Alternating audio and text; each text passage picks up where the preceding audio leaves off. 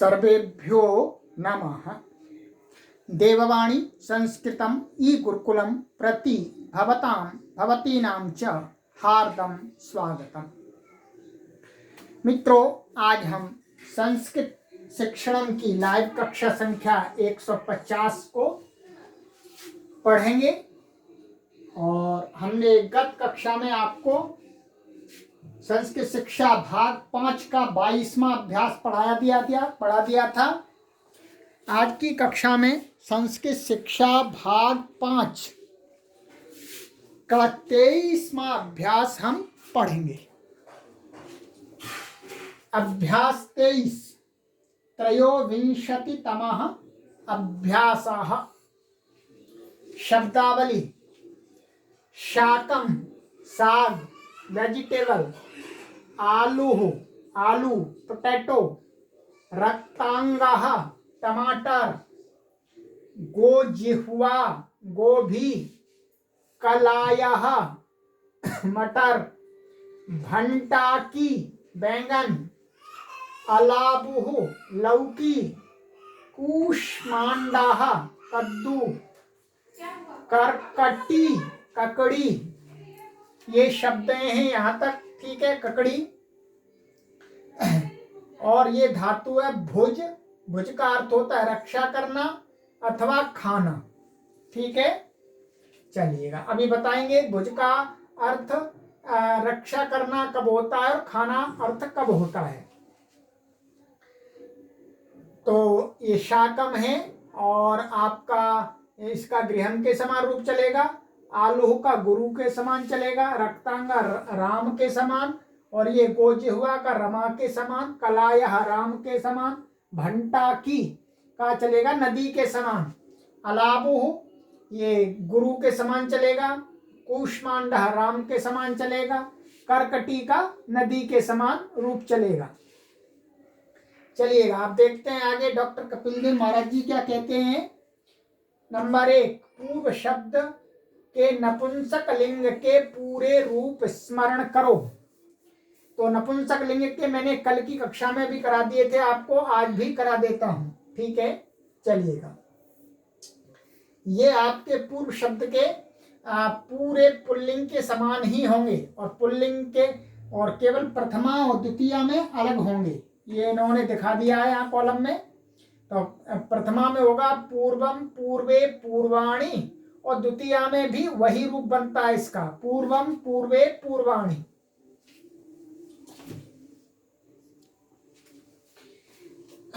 और आगे पूर्वेण पूर्वाभ्याम पूर्वैः पूर्वस्मै पूर्वाभ्याम पूर्वेभ्यः पूर्वस्मात् पूर्वाभ्याम पूर्वेभ्यः पूर्वस्य पूर्वयोः पूर्वेषां पूर्वस्मिन् पूर्वयोः पूर्वेषु। ये रूप चलेंगे आगे, ठीक है। ये पूर्व शब्द के रूप हो गए आपके नपुंसक लिंग के। और आगे कहते हैं भुज धातु। ये भुज धातु उभयपदी है, अर्थात परस्मई पद में भी इसके रूप चलते हैं और आत्मनेपद पद में भी चलते हैं। तो पांचों लकारों के रूप याद करो दोनों में, ठीक है। तो अब आपको क्या करना है मैं बताता हूं। जब भुज धातु के परस्मई पद में रूप चलते हैं तो उसका अर्थ होता है रक्षा करना। ये ध्यान देंगे, जब भुज धातु के परस्मई पद में रूप चलते हैं तो उसका अर्थ होता है रक्षा करना, और जब भुज धातु का रूप आत्मनेपद में चलता है तब उसका अर्थ होता है खाना। ये दोनों अर्थ अलग अलग हैं। तो परस्मई पद में जब भुज धातु होगी तो रक्षा करना अर्थ होगा, और खाने अर्थ में होगी तो आत्मनेपद में रूप चलेंगे। ये आप निश्चित कीजिएगा। अब आ जाइएगा भुज धातु के मैं पांच लकारों के दोनों में रूपों को उच्चारण करा देता है। ये आप रूप देखिएगा।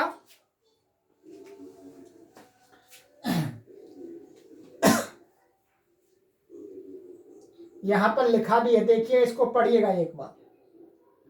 भुज धातु पालन करने अर्थ में परस्मैपदी होती है और भोजन करना उपभोग करना अर्थ में आत्मनेपदी होती है। यही मैंने आपको बताया, राइट। चलिए,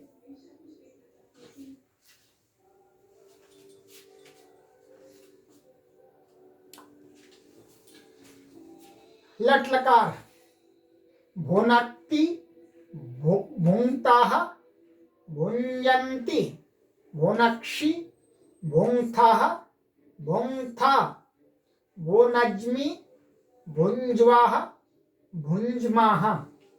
लोट लकार भुनक्तु भुङ्क्तां भुञ्जन्तु भुङ्धि भुङ्क्तं भुङ्क्ता भुनजानि भुनजाव भुनजाम।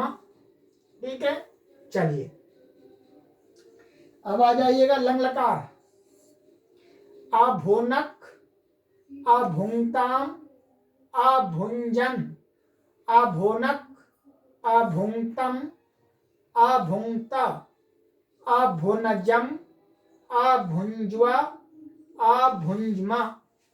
ठीक है, ये लंग लकार हो गया आपका।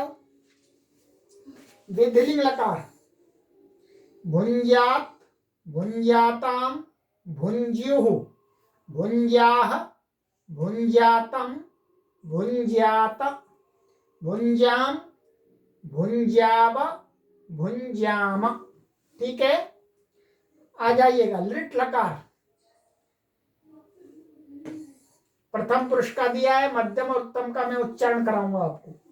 भोक्ष्यति भोक्ष्यतः भोक्ष्यन्ति भोक्ष्यसि भोक्ष्यथः भोक्ष्यथ भोक्ष्यामि भोक्ष्यावः भोक्ष्यामः।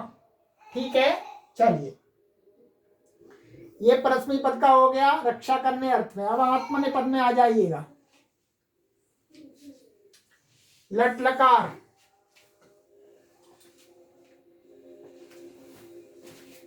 भुंक्ते भुंजाते भुंजते भुंक्षे भुंजाथे भुंध्वे भुंजे भुंजवहे भुंजमहे। ठीक है, जा आधा आधा है, ये भी आधा आधा हलंत है।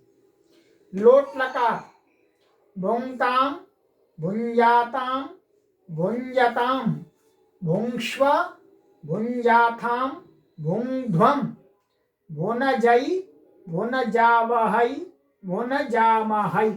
ठीक है, चलिए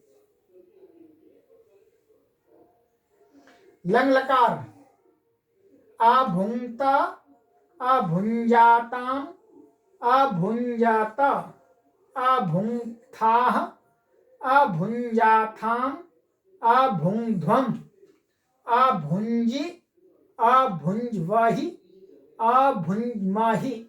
ठीक है, विधिलिंग भुंजीत भुंजीयाताम भुंजीरन भुंजीथाः भुंजीयाथाम भुंजीध्वम भुंजीय भुंजीवहि भुंजीमाहि।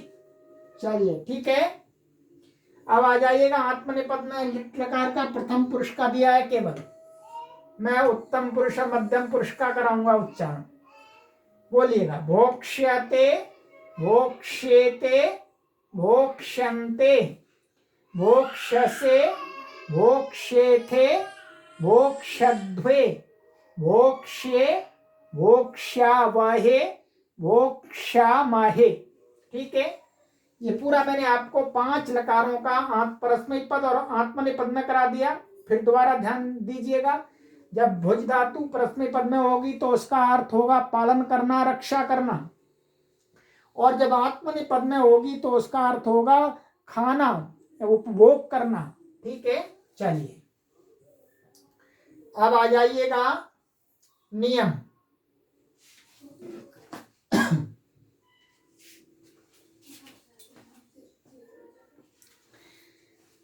नियम 45 षष्ठी व्यक्ति और कहाँ होती है?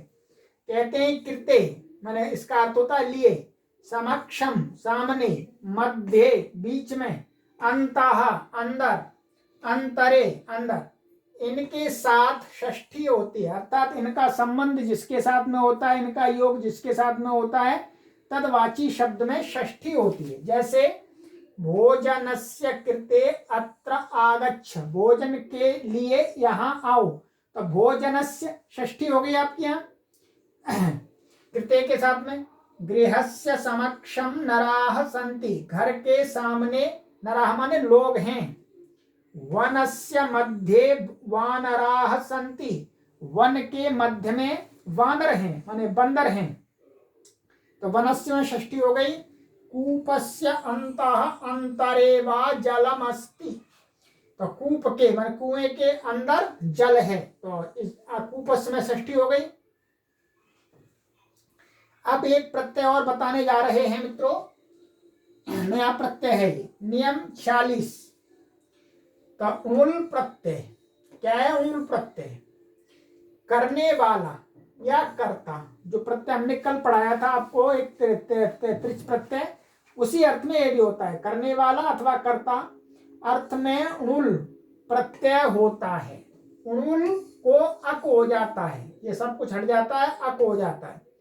जैसे पठ से पाठकः, लिख से लेखकः माने पढ़ने वाला अर्थात पढ़ने क्रिया करने वाला, लेखक लिखने वाला, क्रि माने कारकः करने वाला, सेवकः सेवा करने वाला नौकर, जनकः पिता, हरिहारकः नाशक अथवा हरण करने वाला, अध्यापी से अध्यापकः पढ़ाने वाला। तो वाला अर्थ में हो रहा है अर्थात जो जिस क्रिया को करता है उस क्रियावाची धातु से ही मूल प्रत्यय होकर के उसको कहता है जो क्रिया को करता है। सरल है, कोई परेशानी नहीं है। ये सभी शब्दों को आप हिंदी में धड़ल्ले से प्रयोग करते हैं, परंतु इनका वास्तविक अर्थ नहीं आप जानते थे। अब संस्कृत आप पढ़ रहे हैं तो आपको मालूम हो गया, अच्छा ये तो ऐसे बना है। पाठकः लेखकः, लेखक हर कोई बोलता है, हिंदी में बोलते हैं, और लेख का शब्द संस्कृत का है मूलतः। तो इसमें लिखना क्रिया को करने वाला लेख करता, पुस्तक आदि को लिखता है। चलिए इन वाक्यों को ध्यान से पढ़ो। शाकम हितकरम भवति, जो सब्जी होती है वो हितकर होती है। आलू नाम शाकम अति प्रचलितम वर्तते, माने आलूओं की सब्जी है वो बहुत प्रचलित है, हर जगह आलू आते हैं। रक्तांगानाम शाकम रक्तवर्धकम भवति, जो टमाटर की सब्जी होती है टमाटरों की, वो खून को बढ़ाने वाली होती है, ब्लड को बढ़ाने वाली होती है, रक्तवर्धक होती है। गो जिह्वायाः कुलायानाम च शाकम स्वादिष्टम भवति, माने गो जिह्वायाः माने गोभी और कुलायाना माने मटर, इनकी सब्जी क्या है? स्वादिष्ट होती है। अलाबू नाम शाकम पथ्यम भवति, जो लौकी की सब्जी होती है लौकियों की, वो कैसी होती है? पथ्य होती है, सुपाच्य होती है। कूष्मांडस्य शाकम मेदो वर्धकम भवति, माने जो कद्दू होता है उसकी सब्जी क्या है? चर्बी बढ़ाने वाली होती है। भंटाक क्याह आलूभिः सह शाकम भवति, माने जो बैंगन होते हैं ना, बैंगन की आलूओं के साथ में सब्जी बनती है, बैंगन आलू बनते हैं। कर्कटीम भुंक्ष्व, माने ककड़ी को खाओ। तो यहाँ आत्मनेपद है इसलिए इसका अर्थ क्या? खाना अर्थ है। नृपाः राज्यम भुनक्ति, राजा राज्य को पालन करता है तो रक्षा करता है, तो यहाँ परस्मै पद है इसलिए रक्षा करना पालन करना अर्थ है। ठीक है, चलिए अब आपको गृह कार्य दिया जाता है मित्रों। ये पूर्व शब्द के नपुंसक लिंग के विभक्तियों के रूप लिखने हैं आपको, और ये संस्कृत बनानी है, हिंदी के वाक्यों की संस्कृत बनानी है आपको, और कोष्ठक में दिए वो उचित शब्दों को छांट करके इसमें भरना है आपको। ठीक है, और अंत में भुज धातु के यहाँ पर आपको लिखने हैं आत्मनेपद के रूप लट लकार के, परस्मै पद के, और इसमें लिखने हैं आत्मनेपद के। ये आपका अभ्यास पूर्ण हुआ। आगे की कक्षा में हम आपको 24वां अभ्यास पढ़ाएंगे। चलिएगा इस कक्षा को यही विराम देते हैं, आगे की कक्षा में शीघ्र ही मिलते हैं। और जो भी महान भाव इस द्विवार्षिक पाठ्यक्रम में भाग लेना चाहते हैं वो सभी महान भाव इस व्हाट्सएप नंबर से संपर्क करके घर पर ही बैठे बैठे संस्कृत भाषा को सरल ढंग से शुद्ध रूप से लिखना, बोलना और पढ़ करके समझना सीख सकेंगे। अस्तु सर्वेभ्यो नमः।